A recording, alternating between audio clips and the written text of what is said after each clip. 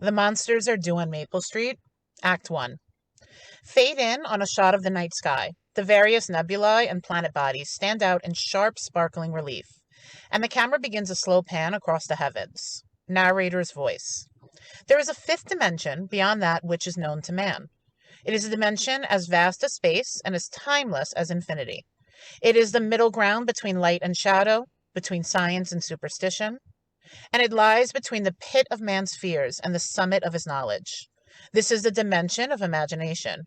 It is an area which we call the Twilight Zone. The camera has begun to pan down until it passes the horizon and is on a sign which reads Maple Street. Pan down until we are shooting down at an angle toward the street below. It's a tree-lined, quiet, residential American street, very typical of the small town. The houses have front porches on which people sit and swing on gliders, conversing across from house to house. Steve Brand polishes his car parked in front of his house. His neighbor, Don Martin, leans against a fender watching him. A good humor man rides a bicycle and is just in the process of stopping to sell some ice cream to a couple of kids. Two women gossip on the front lawn. Another man waters his lawn. Narrator's voice. Maple Street, USA, late summer. A tree-lined little world of front porch gliders, hopscotch, the laughter of children, and the bell of an ice cream vendor. There is a pause, and the camera moves over to a shot of the good humor man and two small boys who are standing alongside, just buying ice cream. Narrator's voice. At the sound of the roar and the flash of light, it will be precisely 6:43 p.m. on Maple Street. At this moment, one of the little boys, Tommy, looks up to listen to a sound of tremendous screeching roar from overhead. A flash of light plays on both their faces, and then it moves down the street past lawns and porches and rooftops, and then disappears. Various people leave their porches and stop what they're doing to stare up at the sky. Steve Brand, the man who's been polishing his car, now stands there transfixed, staring upwards. He looks at Don Martin, his neighbor from across the street. What was that? A meteor? Don nods. That's what it looked like. I didn't hear any crash, though, did you? Steve shakes his head. Nope, I didn't hear anything except a roar. Mrs. Brand from her porch. Steve, what was that? Steve, raising his voice and looking toward the porch. Guess it was a meteor, honey. Came awful close, didn't it? Mrs. Brand. Too close for my money. Much too close. The camera pans across the various porches to people who stand there, watching and talking in low tones. Narrator's voice. Maple Street, 6:44 p.m. on a late September evening. Maple Street in the last calm and reflective moment before the monsters came. The camera slowly pans across the porches again. We see a man screwing a light bulb on a front porch, then getting down off the stool to flick the switch and finding that nothing happens. Another man is working on an electric power mower. He plugs in the plug, flicks on the switch of the power mower off and on, with nothing happening. Through the window of a front porch, we see a woman pushing her finger back and forth on the dial hook. Her voice is indistinct and distant, but intelligible and repetitive. Woman. Operator, something's wrong on the phone. Operator. Mrs. Brand comes out on the porch and calls to Steve. Steve, the power's off. I had the soup on the stove and the stove just stopped working. Woman. Same thing over here. I can't get anybody on the phone either. The phone seems to be dead. We look down on the street as we hear the voices creep up from below. Small, mildly disturbed voices highlighting these kind of phrases. Electricity's off. Phone won't work. Can't get a thing on the radio. My power mower won't move. Won't work at all. Radio's gone dead. Pete Van Horn, a tall, thin man, is seen standing in front of his house. I'll cut through the backyard, see if the power's still on Floral Street. I'll be right back. He walks past the side of his house and disappears into the backyard. The camera pans down slowly until we're looking at 10 or 11 people standing around the street and overflowing to the curb and sidewalk. In the background is Steve Brand's car. Steve. Doesn't make sense. Why should the power go off all of a sudden? And the phone line. Don. Maybe some sort of an electrical storm or something? Charlie. That don't seem likely. Sky's just as blue as anything. Not a cloud. No lightning, no thunder, no nothing. How could it be a storm? Woman. I can't get a thing on the radio, not even the portable. The people again murmur softly in wonderment and question. Charlie. Well, why don't you go downtown and check with the police? Though they'll probably think we're crazy or something. A little power failure and right away we get all flustered and everything. Steve. It isn't just the power failure, Charlie. If it was, we'd still be able to get a broadcast on the portable. There's a murmur of reaction to this. Steve looks from face to face and then over to his car. I'll run downtown. We'll get this all straightened out. He walks over to the car, gets in it, turns the key. Looking through the open car door, we see the crowd watching him from the other side. Steve starts the engine. It turns over sluggishly and then just stops dead. He tries it again, and this time he can't get it to turn over. Then very slowly and reflectively, he turns the key back to off and slowly gets out of the car. The people stare at Steve. He stands for a moment by the car, then walks toward the group. I don't understand it. It was working fine before. Don. Out of gas? Steve shakes his head. I just had it filled up. Woman. What's it mean? Charlie. It's just as if everything had stopped. Then he turns toward Steve. We'd better walk downtown. Another murmur of assent at this. Steve. The two of us can go, Charlie. He turns to look back at the car. It couldn't be the meteor. A meteor couldn't do this. He and Charlie exchange a look. Then they start to walk away from the group. We see Tommy, a serious-faced 14-year-old in spectacles, who stands a few feet away from the group. He is halfway between them and the two men, who start to walk down the sidewalk. Tommy. Mr. Brand, you better not.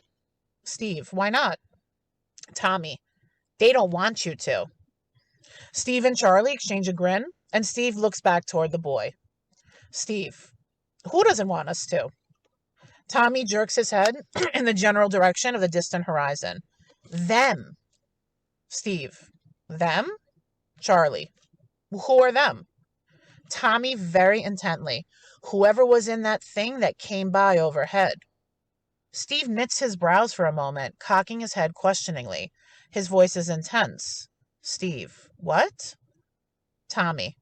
Whoever was in that thing that came over. I don't think they want us to leave here. Steve leaves Charlie and walks over to the boy. He kneels down in front of him. He forces his voice to remain gentle. He reaches out and holds the boy. Steve. Well, what do you mean? What are you talking about? Tommy. They don't want us to leave. That's why they shut everything off. Steve. Well, what makes you say that? Whatever gave you that idea? Woman from the crowd. Now, isn't that the craziest thing you ever heard? Tommy, persistently, but a little intimidated by the crowd. It's always that way in every story I ever read about a ship landing from outer space. Woman to the boy's mother, Sally, who stands on the fringe of the crowd. From outer space yet? Sally, you better get that boy of yours up to bed. He's been reading too many comic books or seeing too many movies or something. Sally. Tommy, come over here and stop that kind of talk. Steve. Go ahead, Tommy. We'll be right back, and you'll see. That wasn't any ship or anything like that. That was just a meteor or something. Likely as not. He turns to the group, now trying to weight his words with an optimism he obviously doesn't feel, but is desperately trying to instill in himself as well as the others. No doubt it did have something to do with all this power failure and the rest of it.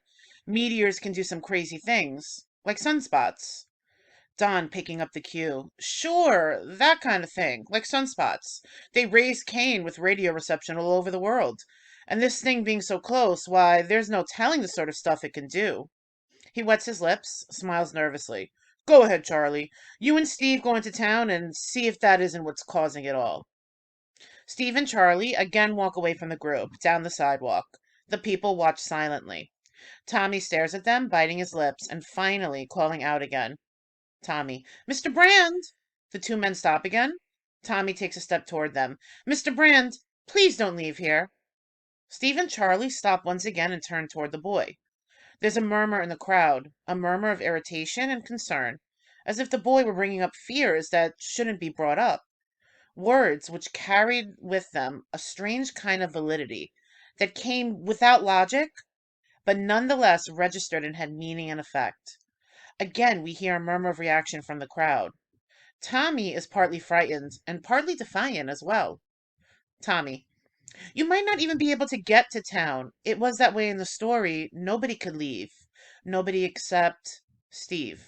Except who? Tommy. Except the people they'd sent down ahead of them. They looked just like humans, and it wasn't until the ship landed that the boy suddenly stops again, conscious of the parents staring at them, and of the sudden hush of the crowd. Sally, in a whisper, sensing the antagonism of the crowd. Tommy, please, son. Honey, don't talk that way. Man one. That kid shouldn't talk that way, and we shouldn't stand here listening to him. Why, this is the craziest thing I ever heard of. This kid tells us a comic book plot, and here we stand listening? Steve walks towards the camera and stops by the boy. Steve, go ahead, Tommy. What kind of a story was this? What about the people that they sent out ahead? Tommy, that was the way they prepared things for the landing. They sent 4 people, a mother and a father, and 2 kids who looked just like humans. But they weren't. There's another silence as Steve looks toward the crowd and then toward Tommy. He wears a tight grin. Steve. Well, I guess what we better do then is to run a check on the neighborhood and see which one of us are really human. There's laughter at this, but it's a laughter that comes from a desperate attempt to lighten the atmosphere. It's a release kind of laugh. The people look at one another in the middle of their laughter. Charlie. There must be something better to do than stand around making bum jokes about it. Rubs his jaw nervously. I wonder if Floral Street's got the same deal we got. He looks past the houses. Where is Pete Van Horn anyway? Didn't he get back yet? Suddenly, there's the sound of a car's engine starting to turn over. We look across the street toward the driveway of Les Goodman's house. He's at the wheel trying to start the car. Sally, can you get it started, Les? He gets out of the car shaking his head. Goodman. No dice. He walks toward the group. He stops suddenly as behind him, inexplicably, and with a noise that inserts itself into the silence, the car engine starts up all by itself. Goodman whirs around to stare toward it. The car idles roughly, smoke coming from the exhaust, the frame shaking gently. Goodman's eyes go wide and he runs over to his car. The people stare toward the car. Man one. He got the car started somehow. He got his car started. The camera pans along the faces of the people as they stare, somehow caught up by this revelation, and somehow, illogically, wildly, frightened. Woman. Well, how come his car just up and started like that? Sally. All by itself. He wasn't anywhere near it. It started all by itself. Don approaches the group, stops a few feet away to look toward Goodman's car, and then back toward the group. Don. And he never did come out to look at that thing that flew overhead. He wasn't even interested. He turns to the faces in the group, his face taut and serious. Why? Why didn't he come out with the rest of us to look? Charlie. He always was an oddball. Him and his whole family. A real oddball. Don. What do you say we ask him? The group suddenly starts toward the house. In this brief fraction of a moment, they take the first step toward performing a metamorphosis that changes people from a group into a mob. They begin to head purposefully across the street toward the house at the end. Steve stands in front of them. For a moment, their fear almost turns their walk into a wild stampede. But Steve's voice, loud, incisive, and commanding, makes them stop. Steve, wait a minute, wait a minute. Let's not be a mob. The people stop as a group, seem to pause for a moment, and then much more quietly and slowly start to walk across the street. Goodman stands alone, facing the people. I just don't understand it. I tried to start it and it wouldn't start. You saw me.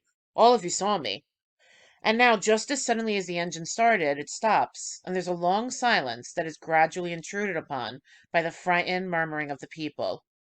Goodman, I don't understand. I swear I don't understand. What's happening? Don, well, maybe you better tell us. Nothing's working on the street. Nothing. No lights, no power, no radio. And then meaningfully, nothing except one car. Yours. The people picked us up, and now their murmuring becomes a loud chant, filling the air with accusations and demands for action.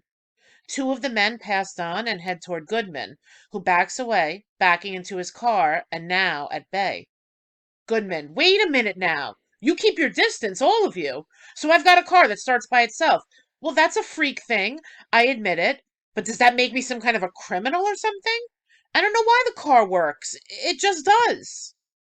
This stops the crowd momentarily, and now Goodman, still backing away, goes toward his front porch. He goes up the steps and then stops to stand facing the mob. We see a long shot of Steve as he comes through the crowd. Steve quietly, "We're all on a monster kick, Les. Seems that the general impression holds that maybe one family isn't what we think they are. Monsters from outer space or something. Different than us. Fifth columnists from the vast beyond." He chuckles. You know anybody that might fit that description around here on Maple Street? Goodman. What is this, a gag or something? This a practical joke or something? We see a close-up of the porch light as it suddenly goes out. There's a murmur from the group. Goodman. Now, I suppose that's supposed to incriminate me. The light goes on and off, and that really does it, doesn't it? He looks around the faces of the people. I just don't understand this. He wets his lips, looking from face to face. Look, you all know me. We've lived here 5 years, right in this house. We're no different from any of the rest of you. We're no different at all, really. This whole thing is just weird. Woman. Well, if that's the case, Les Goodman, explain why. She stops suddenly, clamping her mouth shut. Goodman softly. Explain what? Steve interjecting. Look, let's forget this. Charlie overlapping him. Go ahead, let her talk. What about it? Explain what? Woman, a little reluctantly. Well, sometimes I go to bed late at night. A couple of times. A couple of times I'd come out on the porch, and I'd see Mr. Goodman here in the wee hours of the morning, standing out in front of his house, looking up at the sky. She looks around the circle of faces. That's right, looking up at the sky as if he were waiting for something. A pause. As if he were looking for something. There's a murmur of reaction from the crowd again. We cut suddenly to a group shot. As Goodman starts toward them, they back away frightened. Goodman. You know, really? This is for laughs. You know what I'm guilty of? He laughs. I'm guilty of insomnia. Now, what's the penalty for insomnia? At this point, the laugh, the humor, leaves his voice. Did you hear what I said? I said it was insomnia. A pause as he looks around and then shouts, I said it was insomnia! You fools! You scared, frightened rabbits, you! You're sick people, do you know that? You're sick people, all of you. And you don't even know what you're starting. Because let me tell you, this thing you're starting, that should frighten you. As God is my witness, you're letting something begin here that's a nightmare.